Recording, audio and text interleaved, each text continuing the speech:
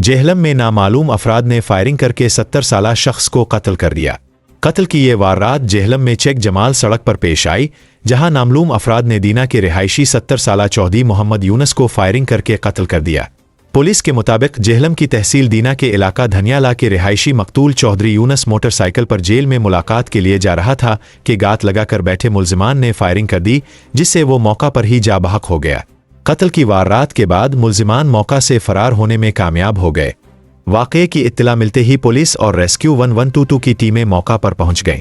Police ने मौका से शवाहिद इकट्ठे करके लाश को पोस्टमार्टम के लिए डिस्ट्रिक्ट हेड क्वार्टर अस्पताल जहलम मुंतकिल कर दिया है। पुलिस का कहना है कि इब्तिदाई तहकीकात के मुताबिक कत्ल की ये वारदात देरीना दुश्मनी का नतीजा मालूम होती है, ताहम शवाहिद इकट्ठे करके जल्द ही मुलजिमान को गिरफ्तार कर लिया जाएगा।